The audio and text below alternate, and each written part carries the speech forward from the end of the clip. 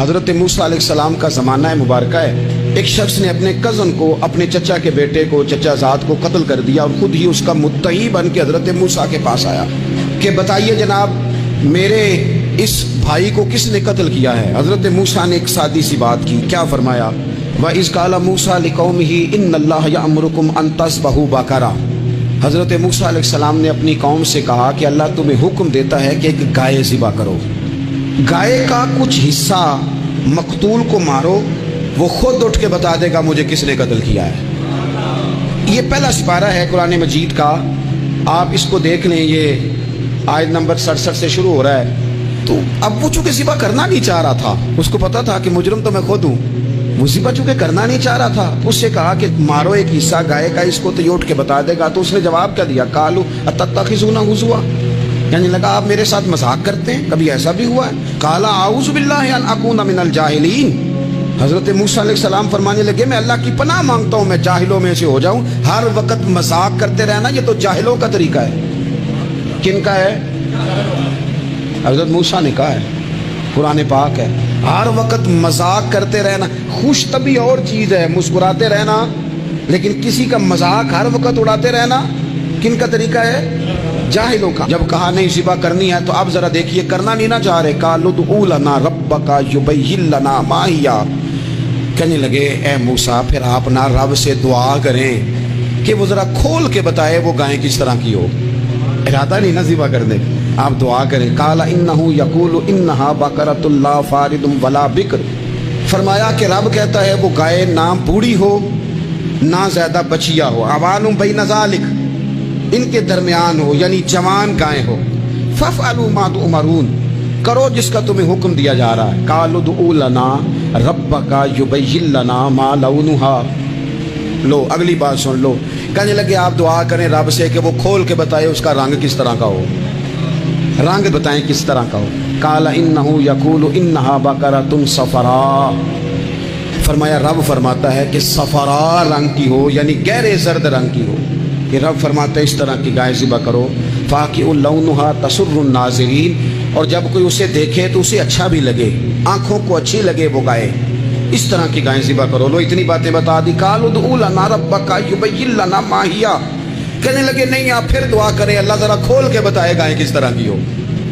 ان البقرہ تشابہ علینا، ہمیں ذرا گائیں پر شبہ پڑ گیا ہے کس طرح کی ذبح کرنی چاہیے۔ وَإِنَّا انشاءاللہ لمہتدون، اگر اللہ نے چاہا تو ضرور ہم ہدایت پا جائیں گے۔ پھر اللہ تعالیٰ نے فرمایا کہ قال انہ یقول انہا بقرۃ لا ذلول تثیر الارض، گائیں اس طرح کی ہو کہ وہ کبھی کھیتی میں نہ چلائی گئی ہو، یعنی اس کو کبھی کام نہ اس سے لیا گیا ہو۔ بیل کو لوگ لگاتے تھے نا، جو کام آج ٹریکٹر سے لیا جاتا ہے وہ گائے بیل سے لیا جاتا تھا، تو وہ کھیتی باڑی کے کام نہ اس کو لگایا گیا ہو۔ ولا تسقی الحرث، اور نہ اس سے پانی نکالا گیا ہو، نہ کھیت چلانے ہل چلانے میں لگائی گئی ہو، اور وہ جو کنواں ہوتا تھا جس کے گرد گائیں گھومتی تھی، تو کہا وہ بھی کام اس نے نہ کیا ہو گائے نے۔ مسلمۃ لا شیۃ فیہا، وہ ہر عیب سے پاک ہونی چاہیے۔ قالوا الآن جئت بالحق، اب کہنے لگے اب آپ صحیح بات لے کے آئیں، اب سوال ختم ہو گئے نا،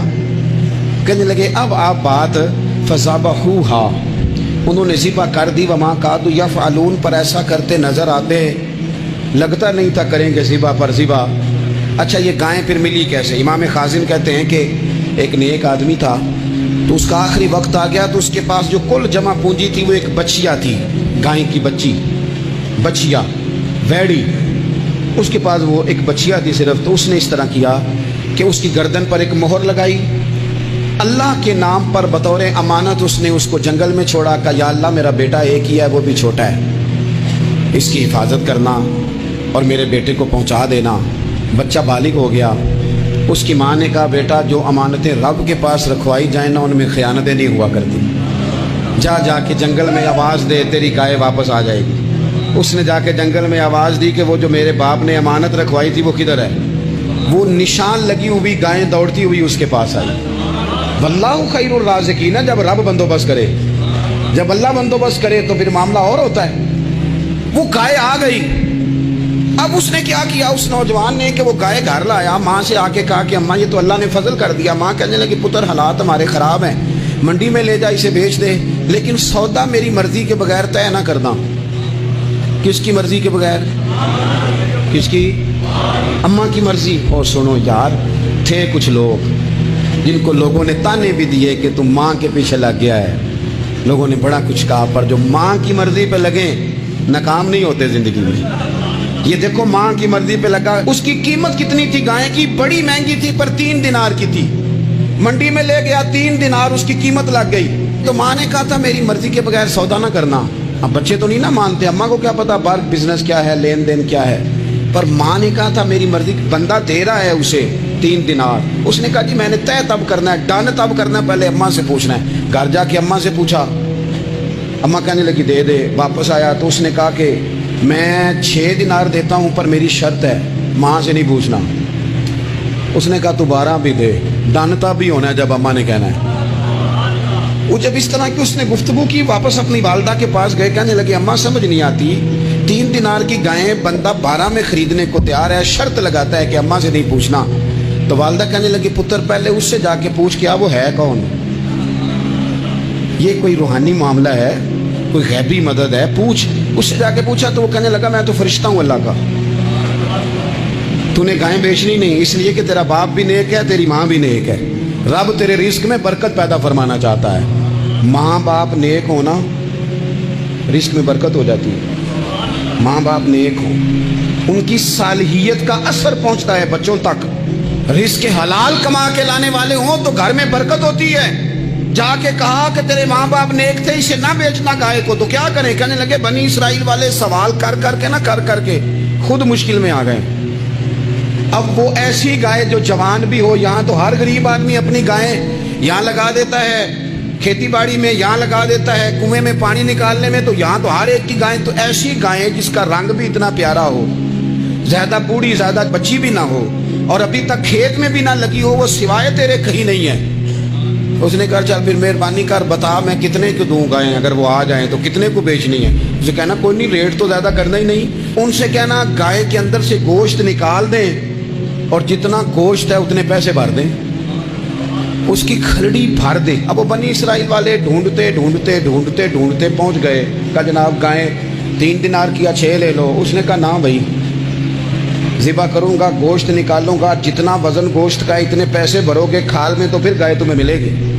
اب مجبور تھے، کیا کرتے؟ ابن کثیر حدیث لائے ہیں، امام سیوطی نے در منصور میں بھی لکھی ہے، نبی پاک صلی اللہ علیہ وسلم نے فرمایا سنو جوانوں اور اسے دل کی تختی پہ لکھو، نبی پاک علیہ السلام نے فرمایا اگر بنی اسرائیل والے زیادہ سوال نہ کرتے تو اتنی مشکل کا شکار نہ ہوتے۔ انہوں نے سوال اتنے کیے کہ چارہ نہیں ہے اب ان کے لیے، چارہ نہیں ہے اب ان کے لیے کہ یہ ادھر ادھر جا سکے، مجبوری بن گئی، یہی گائے خریدنی ہے، یہی لے جانی ہے۔ اب اتنا سارا مال جمع کر کے وہ گائے خریدی، ذبح کی، تو مقتول کو جب اس کا ایک حصہ مارا تو اس نے اٹھ کے کہہ دیا یہ جو مدعی بنا ہوا ہے نا، یہی تو میرا قاتل ہے، یہی تو میرا قاتل ہے، یہی تو ہے جس نے یہ سارا کام کیا۔